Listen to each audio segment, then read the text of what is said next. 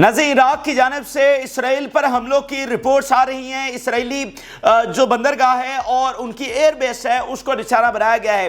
عراق پر ایک بڑا حملہ کیا اسرائیل کی جانب سے، اور اس کے بعد اب عراق نے اسرائیل پر ایک بڑا حملہ کیا۔ پھر غزہ سے کلیشز کی اور حملوں کی اس وقت خبریں آ رہی ہیں، اور ناظرین رفح پر اس وقت آپریشن شروع ہونے جا رہا ہے۔ اسرائیلی فوج وہاں پر پہنچ چکی ہے اور کسی بھی لمحے large scale Rafah ground operation شروع ہونے جا رہا ہے۔ اور آپ کو خبر یہ دے دیں کہ کسی حد تک یہ آپریشن شروع بھی ہو چکا ہے۔ اسرائیلی فوج جو بارڈرز پر پہنچی ہے اس نے بارڈرز ایریا سے، یعنی جو رفح کا بارڈر ہے جہاں سے رفح کا ایریا شروع ہوتا ہے، وہاں پر جو فلسطینی بیٹھے ہوئے ہیں ڈسپلیس، ان کو وہاں سے ایویکویٹ کرنا شروع کر دیا۔ ایویکویشن کیا ہے؟ ان کو دھمکی لگاتے ہیں کہ یہاں سے نکل جاؤ، ٹھیک ہے۔ کچھ نکل جا رہے ہیں اور نکل کے وہ بیچارے کہاں جائیں، اور کچھ جو ہے وہیں پر بیٹھے رہتے ہیں، اور ان پر بمباری جو ہے شروع کر دی گئی ہے۔ ابھی تھوڑی دیر پہلے رپورٹس آئی ہیں کہ وہاں پر بمباری ہوئی ہے، عورتوں اور بچوں کی جو تصاویر اور ویڈیو سامنے آئی ہیں جو بمباری سے وہاں پر شہید ہو گئے ہیں،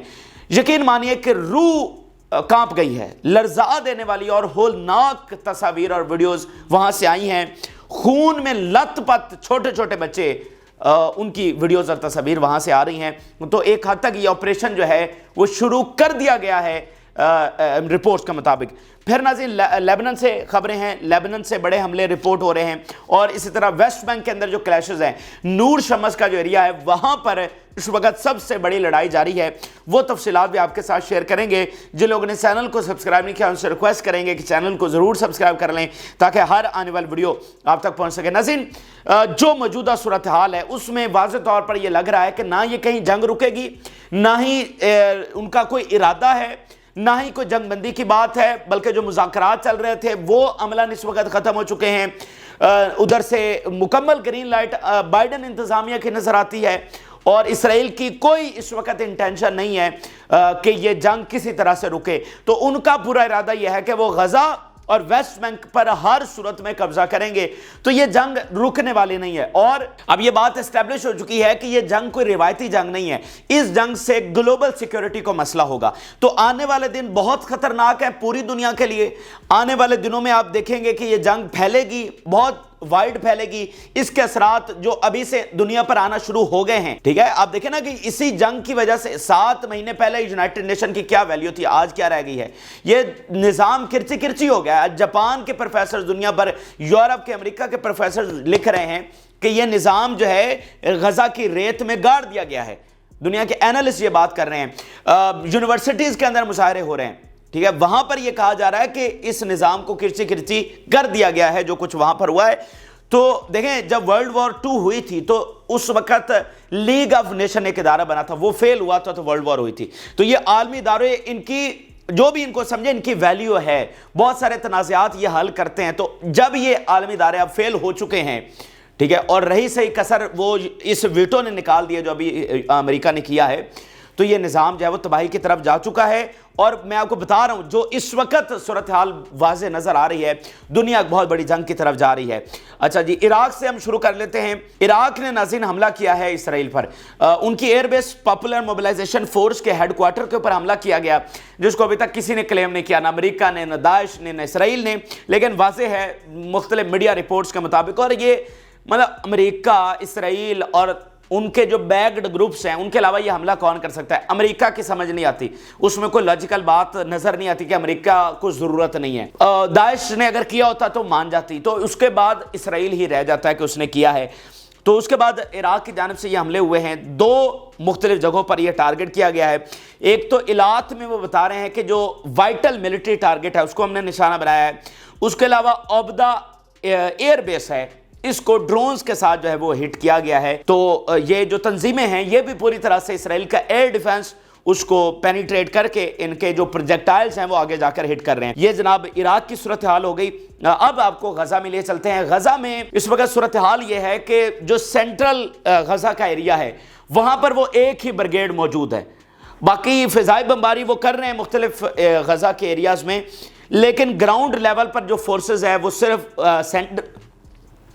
صرف سینٹر کے ایریا میں موجود ہے، اور ان پر जो उनके साथ लड़ाई जा रही है, उनके साथ क्लैशेस भी हो रहे हैं, हमास आकर हमले भी कर रही है, यानी वो नॉर्थ से गजा सिटी वाली साइड से भी आती है और नीचे साउथ से भी जाकर उन पर हमले करती है और क्लैशेस अभी रिपोर्ट हो रहे हैं कि वहां पर जारी हैं। ये आप देखिए मुजाहिदीन ब्रिगेड ये बता रही है we targeted the Gaza strip with missile Salvo. अब ये गजा के अंदर ही उन्होंने मिसाइल फायर किए हैं जहां पर इसराइली फौज तैनात है।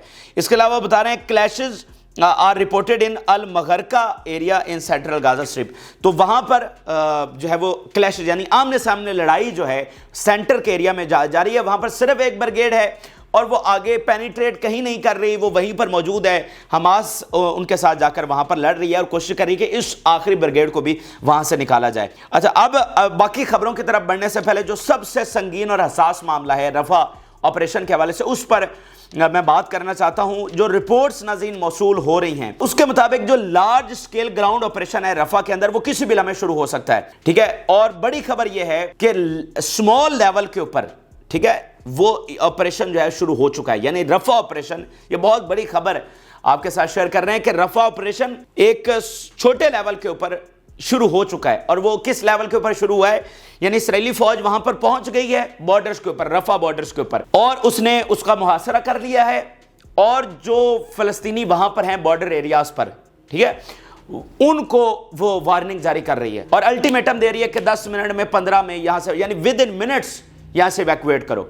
और वो बेचारों ने इवैक्यूएट क्या करना है कि वो जो बॉर्डर पे बैठे हुए हैं, यानी ये एक तरफ रफा का मिस्र का बॉर्डर है, तो वो जो थोड़ा पीछे बैठे हुए हैं तो वो इवैक्यूएट उन्होंने क्या करना है, वो पीछे साउथ की तरफ थोड़ी जाएंगे, वो मूव करके आगे मजीद बॉर्डर के करीब हो गए। जो बहुत पीछे बैठे हुए थे उन्होंने यही इवैक्यूएशन करनी है, तो उनको इवैक्यूएट करके वहां पर बमबारी की जा रही है। मैं अल जजीरा की जो रिपोर्ट सामने आई हैं वो आपके सामने रखता हूं और उसमें वहां के लोग बता रहे हैं कि बमबारी किस तरह से हो रही है, इसराइली फौज आकर उनसे क्या बात कर रही है। ये आप देखिए, एक विसाम अल अर्जा के एरिया के वो बता रहे हैं कि जहां पर बमबारी हुई है, फिर अदनान अल अर्जा का एरिया रफा के अंदर जहां पर इस वक्त इसराइली फौज पहुंची है, उन्होंने इवैक्यूएशन करवाई, फिर वहां पर बमबारी की। ये आप देखिए, N Israeli officer called us and told us to evacuate in next 15 minutes. अब ये जो वहां के रिहायशी हैं वो बता रहे हैं कि वो आए और हमें कहा कि 15 मिनट में यहां से निकलो, because they will bombed it, so we evacuated the house and they bombarded it, an hour later you can see the destruction that occurred, we are civilians। 15 minute का टाइम दिया, हम वहां से निकल गए। निकलना क्या था भाई, थोड़ा आगे उधर चले गए और 1 घंटे के बाद ठीक वहां पर बमबारी हो गई और जो डिस्ट्रक्शन हुई है वो कह रहा है कि देख लो, आपकी आंखों के सामने है। फिर अदनाल अर्जा के रेजिडेंस जहां पर इसराइली फौज अभी पहुंची है, even the cemetery was not spared from bombing, this is the Rafah which is they say is safe for the displaced to head to, I have no words। वो कह रहे हैं कि जो कब्रिस्तान है उसको भी नहीं छोड़ा गया, वहां पर भी बमबारी हुई है और ये रफा में हम बैठे हुए हैं जिसको ये सेफ कहते हैं, यहां पर भी इन्होंने बमबारी शुरू कर दी है।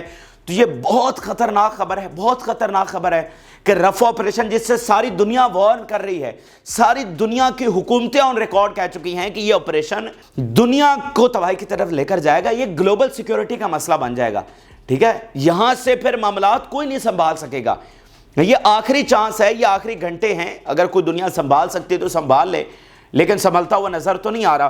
तो ये वो खतरनाक तरीन ऑपरेशन जिसके बारे में दुनिया के एक्सपर्ट ये कह रहे हैं कि ये जंग इतना फैलेगी कि फैलते फैलते फैलते आलमी जंग में कन्वर्ट हो जाएगी। जैसे ट्रंप ने कहा we will and up in world war 3, and up यानी ये जो सारा सिलसिला है इस जंग का, ये हमें जाते जाते जाते at the end world war में उधर ले जाएगा। जैसे दरिया का पानी होता है ना, गुजरता गुजरता एट द एंड जैसे समंदर में जाकर गिरता है, तो ये भी ऐसे ही मामलात जा रहे हैं उस एक बड़ी जंग की तरफ। ये ट्रंप कह रहा है, मैं नहीं कह रहा। अच्छा, अब नाज़रीन अगली रिपोर्ट सुनिए। इसमें नाज़रीन बताया गया है कि अमेरिका और इसराइली ऑफिशियल्स की ये जो अभी थर्सडे गुजरा है इसको बात हुई है बाकायदा और उन्होंने डिस्कशंस की हैं रफा ऑपरेशन के हवाले से।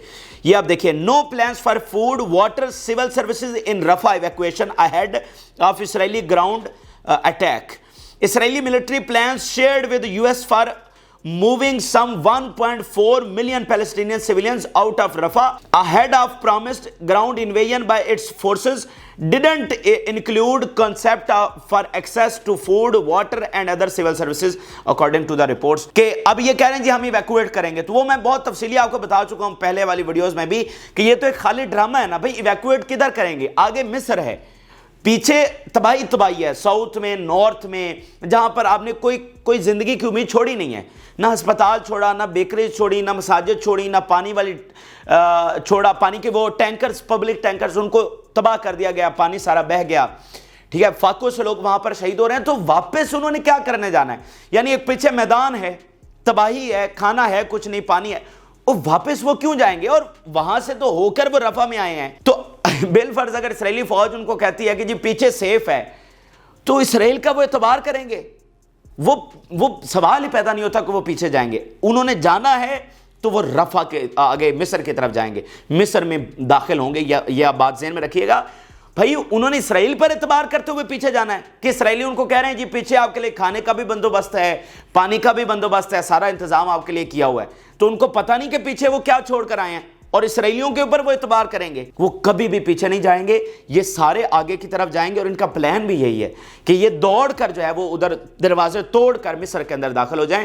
یہ تو بنیادی پلان ہی ان کا یہی تھا. لیکن وہ فلسطینیوں نے استقامت دکھائی, انہوں نے اپنا وطن چھوڑا. ان کا تو پلان یہی تھا کہ پہلے مہینے میں وہ چھوڑ کر مصر میں داخل ہو جائیں گے.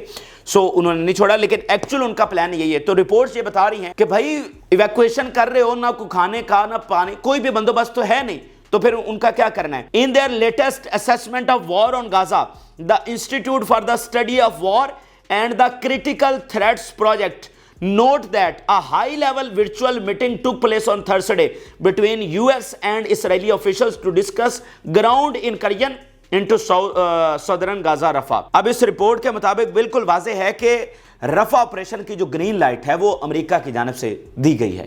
یعنی ان کی بات ہوئی ہے, اس سے پہلے بھی ان کی میٹنگز ہو چکی ہیں, ابھی تھرسڈے کو ان کی بات ہو رہی ہے, پھر اسی کے بعد ان کی فوج موو کی ہے اور وہاں بارڈر پر جا کر یہ سارا کام انہوں نے شروع کر دیا. تو یہ ان کی گرین لائٹ کے ساتھ ساری چیزیں ہو رہی ہیں. پھر آپ دیکھیے ابھی ناظرین بمباری وہاں پر ہوئی ہے, ٹھیک ہے, رفح کے اندر جو ہولناک مناظر وہاں سے آئے ہیں, دنیا کانپ گئی ہے. میں آپ کے سامنے وہ پوری منظر کشی کرنا چاہتا ہوں جس طرح سے رپورٹ ہوئی ہے کہ خون میں لت پت بچے وہاں پر کس طرح سے لائے گئے. یہ آپ دیکھیے, heart breaking scenes of killed children taken for burial after Rafah strike. Within the past hour, the scene of bodies being transferred from Al-Najjar hospital to their final burial was heartbreaking. ٹھیک ہے نا, دل دہل گیا وہ مناظر دیکھ کر. The majority were children.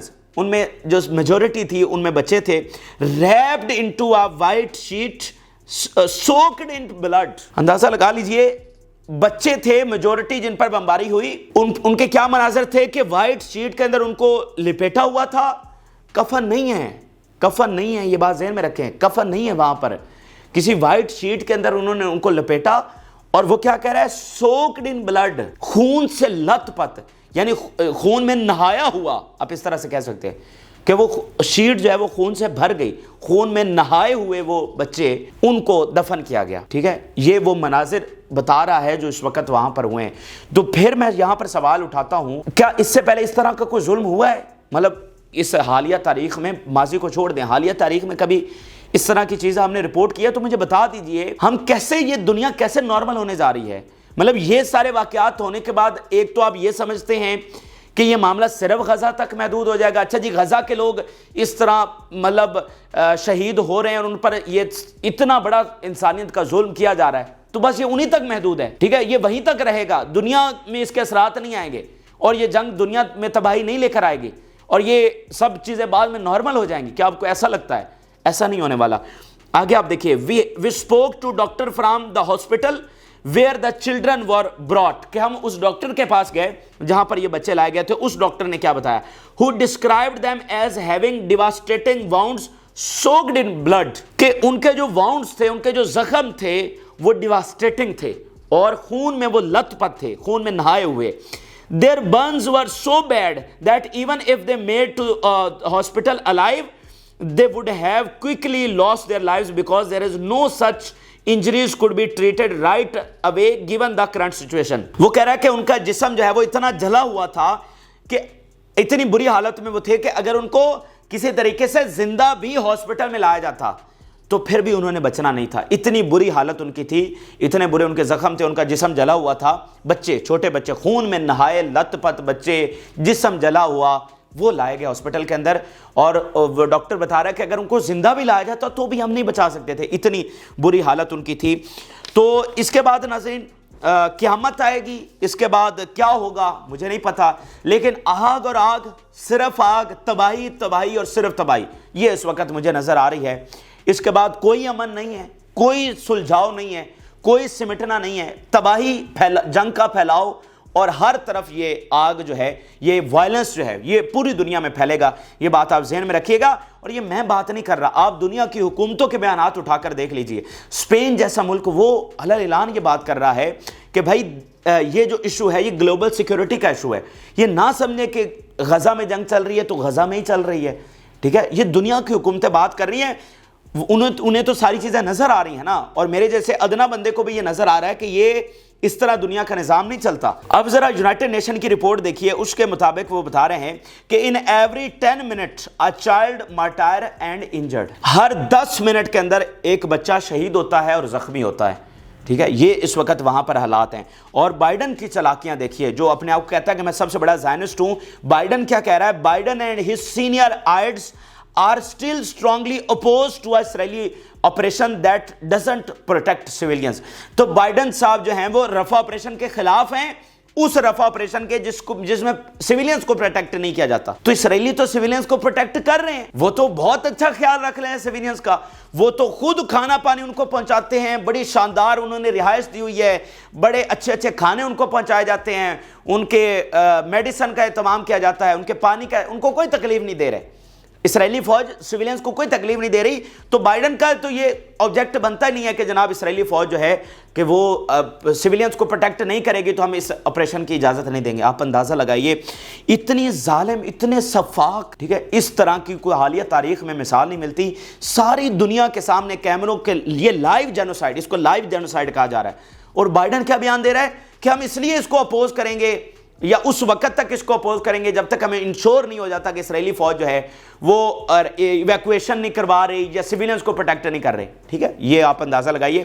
تو یہ جو وہ کر رہے ہیں نا کہ آئے, اعلان کیا جی ایویکویٹ کریں, ہم یہاں پر بمباری کرنے لگے, تو یہ بیسیکلی وہ جسٹیفیکیشن ہے کہ دیکھیں ہم تو ایویکویشن کروا رہے ہیں, ہم تو سیویلینز کو کہہ رہے ہیں یہاں سے نکل جاؤ, وہی نہیں جا رہے, پھر ہم کیا کریں, ہم نے تو یہ کرنا ہی کرنا ہے, تو یہ نکل جائیں یہاں سے. تو کدھر نکل کر جائیں؟ آپ کو کس نے حق دیا ہے کہ ان کے اوپر بم گرائیں؟ ٹھیک, آپ کو کس نے یہ حق دیا ہے؟ آپ یہ ظلم کر رہے ہیں, اور یہی ظلم آپ کے خاتمے کا جو ہے نا سبب بنے گا. یہی ظلم آپ نے اپنی قبر اس کے ساتھ کھو دی ہے. اچھا, تو بات ناظرین یہ ہے کہ کسی بھی وقت یہ رفح آپریشن شروع ہونے جا رہا ہے, دنیا کا خطرناک ترین کام ہونے جا رہا ہے, خطرناک ترین جارحیت ہونے جا رہی ہے, اور اس وقت ان کے پاس یہی محاذ اکیلا بچا ہے. یعنی ایران والا معاملہ وہ ادھر ٹھس ہو گیا, یہ ان کو سمجھ آ گئی کہ ادھر والا معاملہ ان کو مہنگا پڑنے والا ہے. لیبنن وہ ابھی ادھر حزب اللہ سے ٹکر نہیں لینا چاہ رہے, تو ہٹ کر یہ مڑ کر وہیں نہتے اور معصوم لوگوں کی طرف جا رہے ہیں, انہی کو دوبارہ سے شہید کرنے جا رہے ہیں. تو خدا کی پناہ ہے ان فتنوں سے, ان ابلیسی طاقتوں سے, اور خدا کی ذات ہی ہے جو ان کا بندوبست کر سکتی ہے, ہم تو یہی کہہ سکتے ہیں. اچھا آگے چلیے, تو ویسٹ بینک سے کیا صورتحال ہے, اور جو ہی یہ رفح آپریشن ہوگا آپ دیکھیں گے کہ ویسٹ بینک کے اندر بھی صورتحال اس سے بھی زیادہ مطلب خراب ہوگی, اور وہاں پر بھی بہت وائلنس بڑھنے والا ہے اس رفح آپریشن کے ساتھ. جارڈن کے اندر انسٹیبلٹی بہت اگلے لیول پر آپ کو نظر آئے گی, پورا ملک ڈسٹیبلائز ہو سکتا ہے, یہ رپورٹس وہاں سے آ رہی ہیں.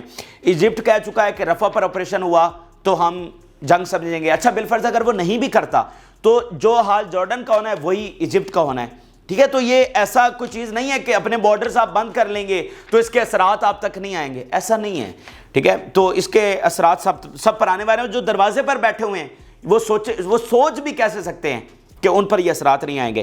اچھا, تو ویسٹ بینک کی اگر ہم صورتحال کو ڈسکس کریں تو نور شمس کیمپ جو ہے وہاں پر اس وقت بڑی لڑائی جاری ہے, اور وہ بتا رہے ہیں the occupation army admits that 8 soldiers were injured since the start of the recent aggression at Noor Shams camp in تلکرام.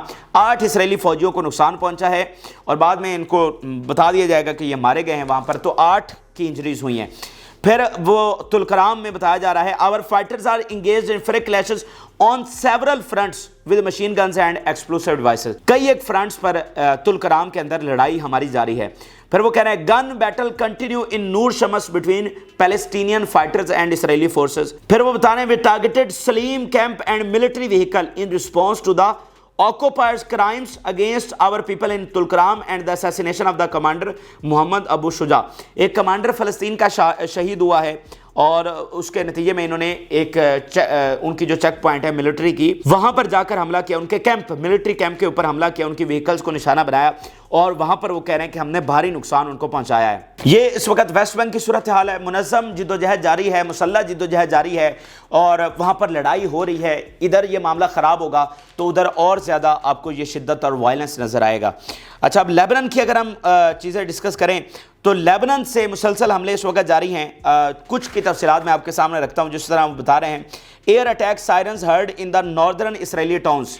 काफ़ी जो इसराइली कस्बे टाउन्स हैं उनमें सायरन्स बज रहे हैं कि हमला हुआ है। फिर वे एक हमर व्हीकल को निशाना बनाया गया गाइडेड मिसाइलों के साथ म्यूटुल्ला साइट के अंदर, और वो बता रहे हैं कि जो सोल्जर्स इसके अराउंड थे उनको भी हमने हिट किया है।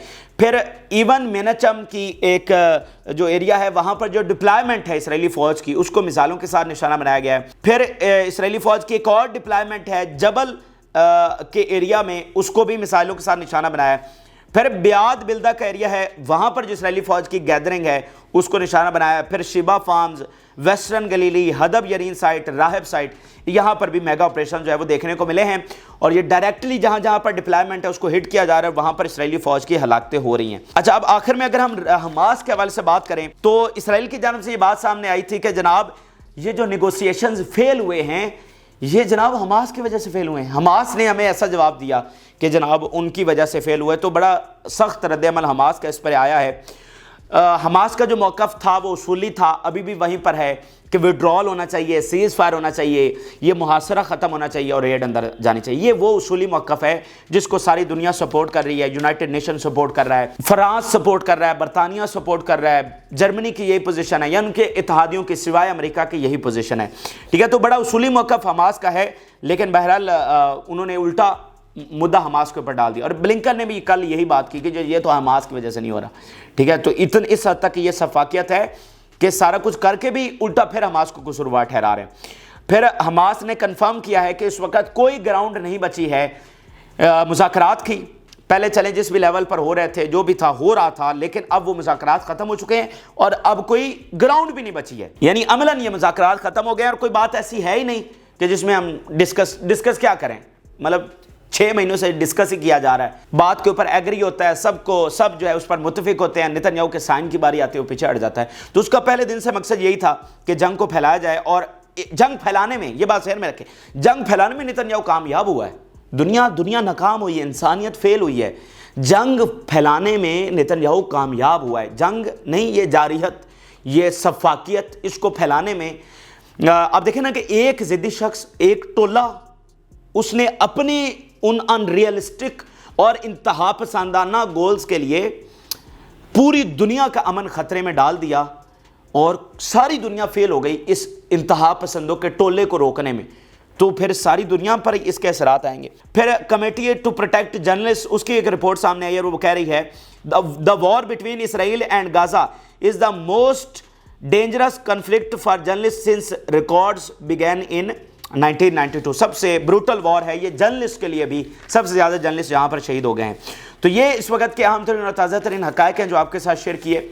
आप अपनी राय ज़रूर आगाह करें। जिन लोगों ने चैनल को सब्सक्राइब नहीं किया उनसे रिक्वेस्ट करेंगे कि चैनल को ज़रूर सब्सक्राइब कर लें ताकि हर आने वाली वीडियो आप तक पहुँच सके। इजाज़त, अल्लाह हाफ़िज़।